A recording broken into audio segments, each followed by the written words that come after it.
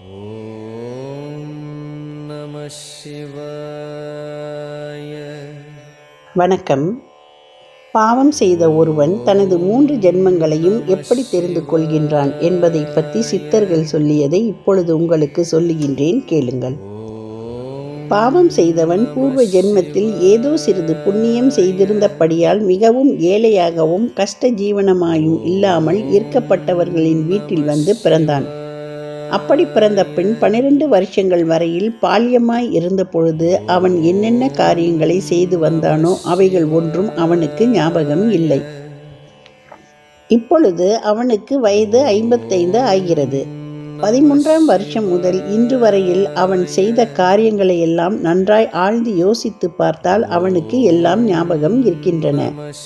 அவன் செய்த காரியங்களை எல்லாம் துன்மார்க்க காரியங்களாய் இருக்கின்றதே ஒழிய நல்ல காரியம் ஒன்றும் காணப்படவில்லை.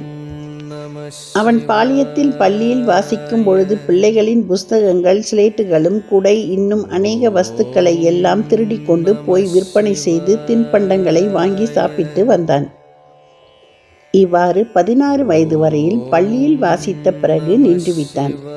நின்ற பிறகு மிளகாய், புளி முதலாகிய பலசரக்குகள் விற்பனை செய்யும் மளிகை கடையில் அவன் தாய் தந்தையர்கள் கொண்டு போய் விட்டுவிட்டு, இவன் எங்கள் குமாரன், உங்கள் கடையில் வேலை நன்றாய் கற்றுக்கொண்ட பிறகு இவனுக்கு சம்பளம் போடுங்கள் என்று அக்கடை எஜமானுக்கு ரொம்பவும் சொல்லி அவனை அவனிடம் விட்டு போனார்கள். அவர்கள் அவனை அக்கடையில் விட்டது முதல் கடைக்காரர்கள் சரக்குகளை விற்பனை செய்து அவர்களின் கல்லாப்பெட்டியில் காசை போடுவதை பார்க்க பார்க்க அந்த காசுகளின் மீது அவனுக்கு அதிகமாய் ஆசை உண்டாயிற்று. அவனுக்கு ஆசை அதிகமாய் உண்டானதும் அதில் தினம் ஏதாகிலும் திருடி கொண்டு போக வேண்டும் என்று அவனுக்கு ஓர் எண்ணம் உதித்தது.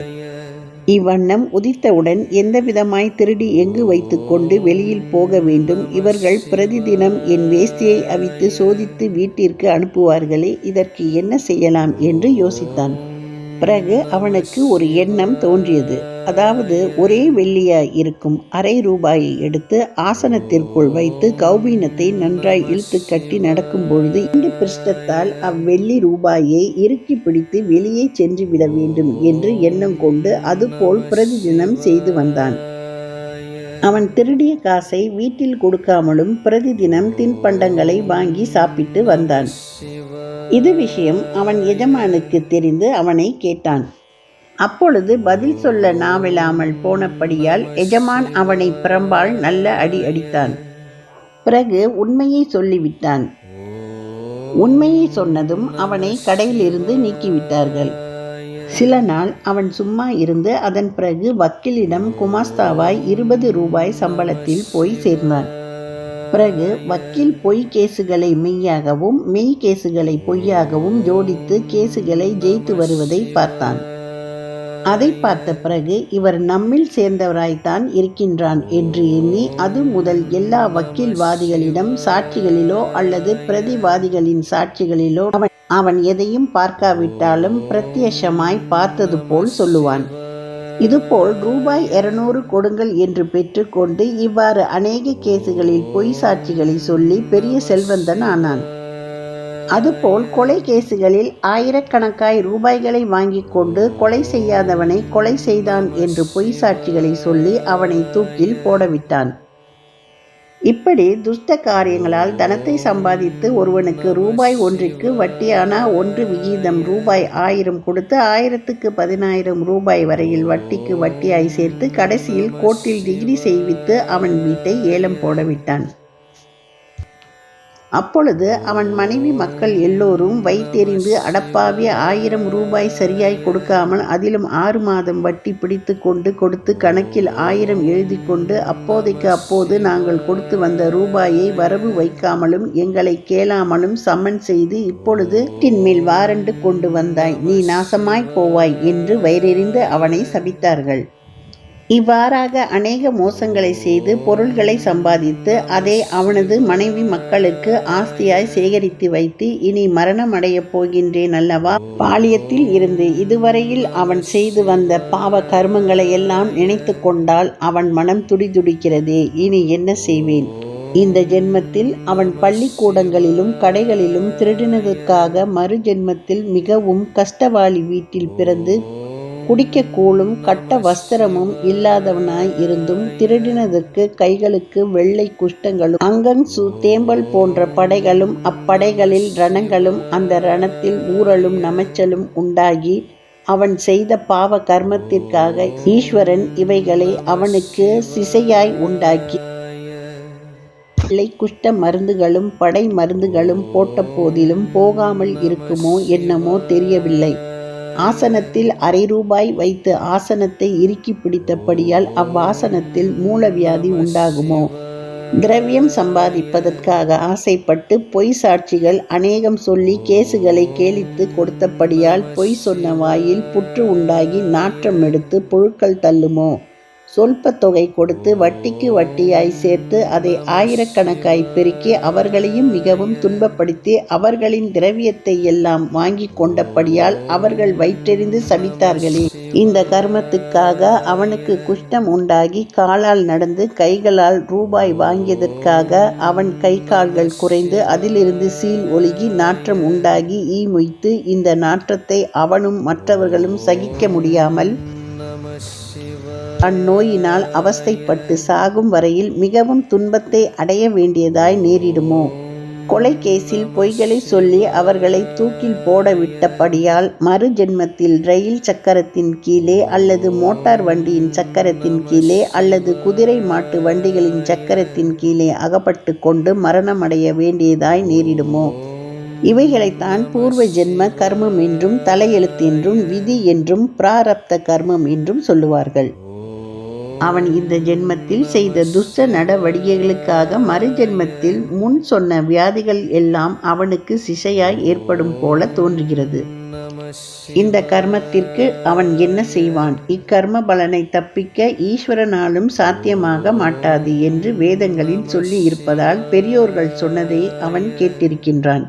இனி இப்பாவ கர்மங்களில் இருந்து எப்படி தப்பித்துக் கொள்வான்? இப்பொழுது அவனிடம் இருக்கும் திரவியங்கள் எல்லாம் சத் விஷயத்தில் தானம் செய்த போதிலும் அந்த தானத்தினால் உண்டாகும் புண்ணிய பலனை அனுபவிப்பதற்காக செல்வமுடையவர்களின் வீட்டில் போய் பிறப்பான். அப்படி அவன் செல்வந்தர்களின் வீட்டில் போய் பிறந்த போதிலும் அவன் செய்த பாவ கர்மங்களுக்காக முன் சொல்லிய வியாதிகள் வந்து தூக்கத்தையே அனுபவிக்க வேண்டியதாய் நேரிடும். இதற்கு அவன் என்ன செய்வான் என்று யோசிப்பதை பாலியத்திலே இது போல யோசித்திருப்பானாகில் இப்படிப்பட்ட பாவ கர்மங்களை செய்திருக்க மாட்டான். அவன் பாலியத்திலிருந்து செய்து வந்த கர்மங்களைப் போல் உலகத்தில் அநேகர்கள் செய்து வரலாம். ஆதலால் அப்படிப்பட்டவர்கள் எல்லோரும் இனி நீங்களாகிலும் பாவம் செய்யாமல் ஜாக்கிரதையாய் இருங்கள். எப்பொழுதும் புண்ணிய காரியங்களையே செய்து வாருங்கள். அதனால் உங்களுக்கு மறு ஜென்மத்தில் நல்ல கதி உண்டாகும். அறியாத தன்மையினால் அவன் மோசம் போகி விட்டான். இவ்வாறு மோசம் போவதற்கு அவன் பூர்வ ஜென்ம கர்மமே காரணமாய் இருக்கின்றது. அவன் இவ்வாறு செய்வித்ததே அவன் சுயமாய் செய்ததல்ல. ஒவ்வொரு விஷயமும் அவர்களின் கர்ம விதிப்படிதான் நடக்குமே ஒழிய கர்ம விதி இல்லாமல் எதுவும் நடைபெற மாட்டாது. இப்பொழுது சங்கீதம் பிராரத்தம் என்னும் 2 கர்மங்களை பற்றி உங்களுக்கு சொன்னேன். இந்த சங்கீதம் என்னும் கர்மம் ஆகாமியத்தில் இருந்து வந்தது. ஆகாமியம் என்றால் இப்பொழுது எடுத்திருக்கும் தேகத்தினால் மரண பரியந்தம் செய்து வரும் புண்ணிய பாவங்களின் கர்மமே ஆகாமியம் என்று சொல்லப்படும். மரணம் அடைந்தவுடன் இந்த ஆகாமியம் என்னும் கர்மங்கள் முன் சஞ்சீதத்தில் குறைவாய் நின்றிருந்த புண்ணியத்துடன் இந்த ஜென்மத்தில் செய்த புண்ணியமும் போய் சேர்ந்து விருத்தியாகும். இதுபோல் முன் தங்கி இருக்கும் 4.5 மூட்டை பாவத்துடன் இந்த ஜென்மத்தில் செய்த பாவமும் போய் சேர்ந்து விருத்தியாகும். இவ்விதமாய் ஜென்மாந்தரங்கள் தோறும் புண்ணிய பாவங்கள் விருத்தியாகி வந்து கொண்டே இருப்பதனால் இவர்களுக்கு ஜென்மங்கள் அநேகமாய் பெருகிக் கொண்டே வருகின்றன. ஆகாமியத்தினால் சங்கீதம் உண்டாகி அதிலிருந்து பிராரத்தம் வருகின்றன. பயிரிடுபவன் நிலத்தை உழுது நாற்றை நட்டு தண்ணீர் இறைத்து களை பிடுங்கி பயிரை பாதுகாத்து தானியத்தை காலத்தில் அறுவடை செய்து மொத்தமாய் களஞ்சியத்தில் சேகரித்து வைக்கின்றான். நிலத்தில் தானியத்தை அறுக்கும்படி வரையில் செய்யும் வேலைகளை ஆகாமியத்திற்கு ஒப்பிடலாம். தானியத்தை சேகரித்து மொத்தமாய் கட்டி வைத்ததை சங்கீதத்திற்கு ஒப்பிடலாம். கட்டி வைத்த தானியத்தில் இருந்து எடுத்து புசிப்பதே பிராரப்தத்திற்கு ஒப்பிடலாம். இதுபோல கர்மத்திற்கு காரணம் மனோசங்கல்பம். ஒருவன் யாதேனும் ஒரு பலனை அடைவதற்கு மனதில் சங்கல்பித்துக் கொள்வதே ஆகாமியம். இப்படிப்பட்ட சங்கல்பங்கள், எண்ணங்கள் அதிகமாய் சேர்ந்த மொத்தமே சஞ்சீதம். சங்கற்பித்து கொண்ட வண்ணம் பலனை அனுபவிப்பதே பிராரத்தம். ஆதலால் உலகத்தில் ஜனங்கள் அனுபவிக்கும் சுக துக்கங்களுக்கு காரணம் அவரவர்கள் பூர்வ ஜென்மங்களில் செய்து வந்த கர்மங்களேயாம். அதாவது ஆசை கொண்டு எண்ணிய மனோ சங்கல்பங்களே கர்மமாகி காரியத்திற்கு அவர் கோரியத்தை மறு ஜென்மத்தில் அனுபவிக்கின்றார்கள்.